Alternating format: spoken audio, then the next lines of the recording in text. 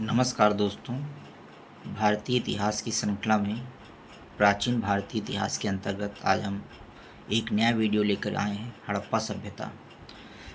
हड़प्पा सभ्यता से संबंधित परीक्षा उपयोगी महत्वपूर्ण बिंदुओं को प्रश्नोत्तर के माध्यम से प्रस्तुत कर रहे हैं, जो कि आपकी परीक्षा में काफ़ी उपयोगी सिद्ध होंगे। हड़प्पा सभ्यता का सर्वाधिक मान्यता प्राप्त काल कौन सा है? 2500 ईसा पूर्व से 1750 ईसा पूर्व तक। हड़प्पा नामक पुरास्थल किस सभ्यता से संबंध है? सिंधु घाटी सभ्यता से। हड़प्पा सभ्यता की लिपि किस प्रकार की थी? भाव चित्रात्मक पिक्टोग्राफिक थी, यानी चित्रों के माध्यम से जो है इस लिपि को लिखा गया है। हड़प्पा सभ्यता की जानकारी का प्रमुख स्रोत क्या है? पुरातात्विक खुदाई है। मोहनजोदड़ो का शाब्दिक अर्थ क्या है? मोहनजोदड़ो का शाब्दिक अर्थ है मृतकों का टीला। सिंधु सभ्यता किससे संबंधित है? सिंधु सभ्यता आद्य ऐतिहासिक युग प्रोटो हिस्टोरिक एज से संबंधित है। मूर्ति पूजा का आरंभ कब से माना जाता है? पूर्व आर्य काल से मूर्ति पूजा का आरंभ माना जाता है। सिंधवासियों ने पहली बार तांबे में टिन मिलाकर कांसा तैयार किया था, इसलिए इसे कांस्य युगीन सभ्यता भी कहा जाता है। हड़प्पा की समकालीन सभ्यता रंगपुर कहाँ स्थित है? सौराष्ट्र में है। हड़प्पा संस्कृति का वह कौन सा स्थल है जहाँ दुर्ग तथा निचला नगर अलग अलग प्राचीरों से घिरे हुए हैं? कालीबंगा। मोहनजोदड़ो एवं हड़प्पा सभ्यता की पुरातात्विक खुदाई किसके द्वारा की गई थी? सर जॉन मार्शल के द्वारा की गई थी। हड़प्पा कालीन स्थलों में अभी तक किस धातु की प्राप्ति नहीं हुई है? तो दोस्तों लोहा धातु की प्राप्ति अभी तक हड़प्पा कालीन स्थलों में नहीं हुई है। सिंधु घाटी के लोग किसकी पूजा करते थे? सिंधु घाटी के लोग मातृ देवी की पूजा करते थे। उत्खनित प्रमाणों के अनुसार सिंधु सभ्यता का स्थल बनावली हरियाणा, घग्गर और उसकी सहायक नदियों की घाटी में स्थित है। धौलावीरा नामक पुरातात्विक स्थल किस राज्य में स्थित है? गुजरात में स्थित है। हड़प्पा संस्कृति के संदर्भ में शैलकृत स्थापत्य प्रमाण कहाँ से प्राप्त हुए हैं? धौलावीरा से प्राप्त हुए हैं। लोथल को लघु हड़प्पा या मोहनजोदड़ो भी कहा जाता है। इसके पूर्वी भाग में एक गोदीवाड़ा का साक्ष्य मिला है। हड़प्पा कालीन मोहरों का सर्वाधिक प्रचलित आकार कैसा है? वर्गाकार, यानी हड़प्पा कालीन मोहरें जो हैं अधिकतर वर्गाकार आकृति में मिली हैं। हड़प्पा संस्कृत की मोहरों पर घोड़े का अंकन नहीं हुआ है। आधुनिक देवनागरी लिपि का प्राचीन रूप क्या है? ब्राह्मी लिपि को आधुनिक देवनागरी लिपि का प्राचीन रूप माना जाता है। विश्व में सबसे पहले कपास की खेती का आरंभ कहाँ से हुआ? तो भारत में हुआ। सिंधु सभ्यता की समकालीन मिस्र की सभ्यता नील नदी के तट पर विकसित हुई, यानी नील नदी मिस्र की जो सभ्यता है वो सिंधु सभ्यता की समकालीन है, जो कि नील नदी के तट पर विकसित हुई। सिंधु घाटी सभ्यता से संबंधित वृषभ मुद्रा किस पुरातात्विक स्थान से प्राप्त हुई थी? मोहनजोदड़ो से। मृणपट्टिका पर उत्कीर्ण सींगयुक्त देवता की मुहर कहाँ से प्राप्त हुई है? कालीबंगा से। लेखन की प्रणाली विकसित करने वाली प्रथम प्राचीन सभ्यता कौन सी थी? सुमेरियन सभ्यता थी, जिसने लेखन कला का विकास किया। सिंधु घाटी सभ्यता गैर आर्य सभ्यता थी, क्योंकि यह नगरीय सभ्यता थी, जबकि आर्य मुख्यतः कृषि पर आधारित सभ्यता थी और ग्रामीण सभ्यता थी। सिंधु घाटी सभ्यता को आर्यों से पूर्व की सभ्यता रखे जाने का महत्वपूर्ण कारक क्या है? मृदभांड है। भारत में किस प्रकार के मृदभांड द्वितीय नगरीकरण के प्रारंभ के प्रतीक माने गए हैं? उत्तरी काले पॉलिशकृत मृदभांड। भारत में चांदी की उपलब्धता के प्राचीनतम साक्ष्य किस सभ्यता से मिलते हैं? हड़प्पा सभ्यता से चांदी की उपलब्धता के प्राचीनतम साक्ष्य मिलते हैं। हड़प्पा काल की मुद्राओं के निर्माण में मुख्यतः किस पदार्थ का उपयोग किया गया है? सेल खड़ी का उपयोग किया गया है। मेसोपोटामियाई अभिलेखों में सिंधु सभ्यता के लिए कौन से शब्द का प्रयोग किया गया है? मेसोपोटामियाई अभिलेखों में सिंधु सभ्यता के लिए मेलुहा शब्द का प्रयोग किया गया। दोस्तों अब इस चित्र में देखिए हड़प्पा सभ्यता के जो सीमाएं हैं उसको दिखाया गया है। उत्तर में माडा जम्मू कश्मीर तक हड़प्पा सभ्यता विस्तृत थी। दक्षिण में दैमाबाद महाराष्ट्र, पश्चिम में सूत कागेंडोर बलूचिस्तान पाकिस्तान और पूर्व में आलमगीर उत्तर प्रदेश तक सिंधु सभ्यता का विस्तार था। अब हम लोग हड़प्पा कालीन या सिंधु कालीन सभ्यता के महत्वपूर्ण स्थलों की चर्चा कर लेते हैं। हड़प्पा स्थल मोंटगोमरी जिला पाकिस्तान में स्थित है। इसके उत्खननकर्ता राम बहादुर दयाराम साहनी व्हीलर माधव स्वरूप वत्स वर्ष 1921 में इसका उत्खनन किया गया। हड़प्पा सभ्यता रावी नदी के तट पर स्थित है। यहाँ से अन्न भंडार, कांसे से निर्मित खिलौना गाड़ी, पारदर्शी वस्त्र पहने हुए एक मूर्ति, गरुड़ चित्रित मुद्रा, मछुआरे का चित्र, शंख का बैल, कांस्य दर्पण हड़प्पा से प्राप्त हुआ है।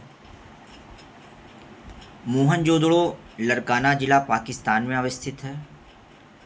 इसके उत्खननकर्ता राखल दास बनर्जी, मार्टिमर व्हीलर। उत्खनन वर्ष 1922। ये सिंधु नदी के तट पर स्थित थे। विशाल स्नानागार यहाँ से मिले हैं मोहनजोदड़ो से।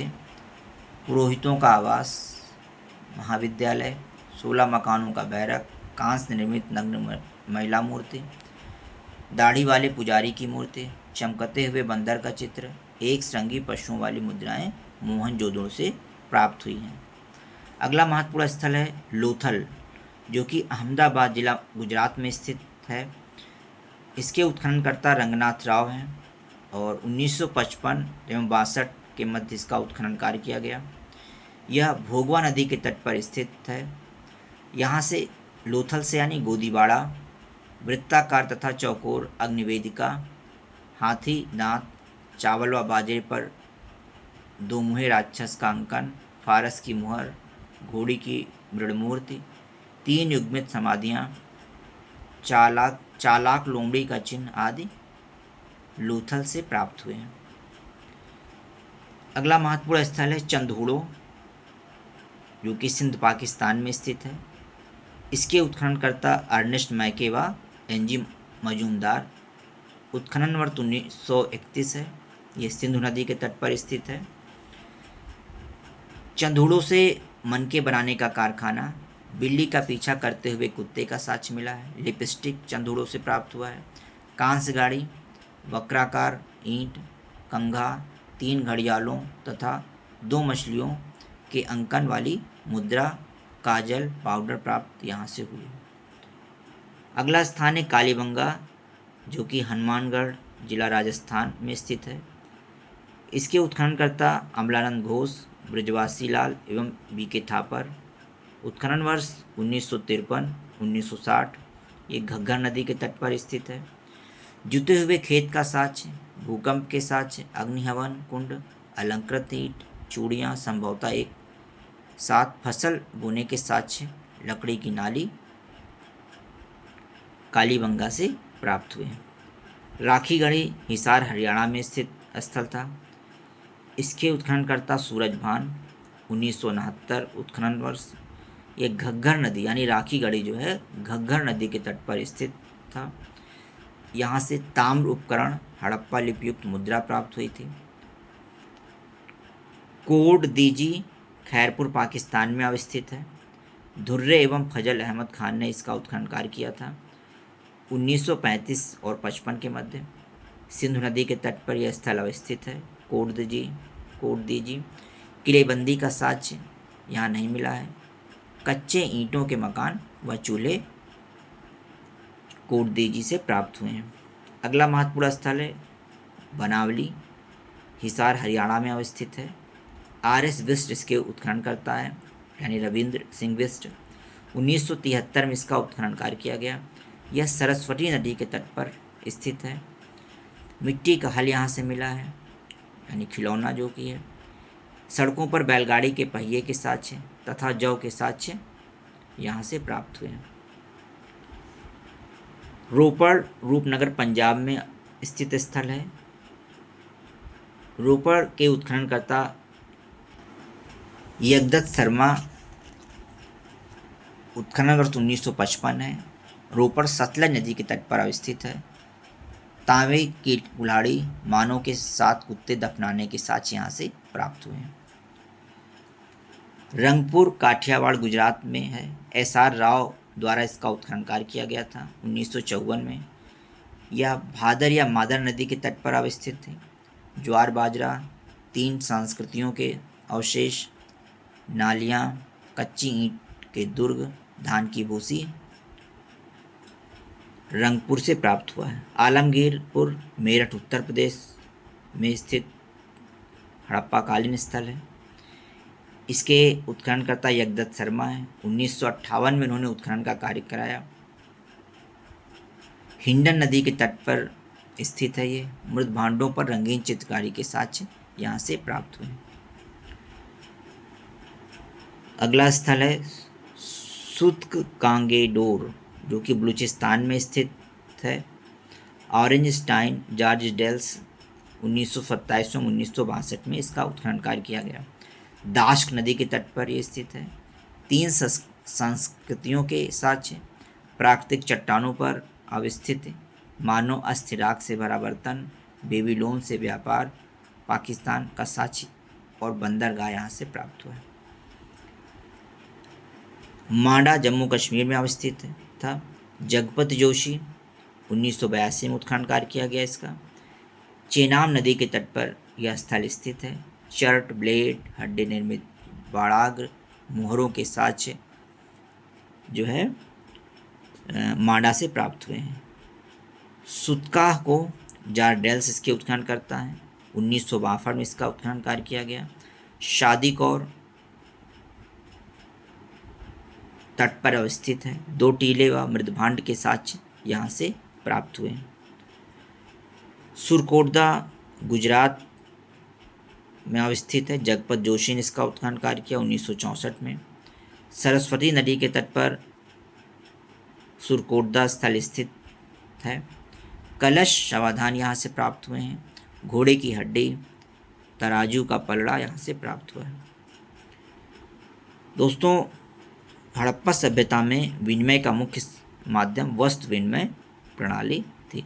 तो ये थे सिंधु या हड़प्पा सभ्यता से संबंधित महत्वपूर्ण बिंदुओं पर आधारित प्रश्नोत्तरी। उम्मीद करते हैं वीडियो आपको काफ़ी अच्छा लगा होगा, उपयोगी सिद्ध हुआ होगा, और मिलते हैं एक नई जानकारी के साथ एक अगले वीडियो में। तब तक के लिए नमस्कार।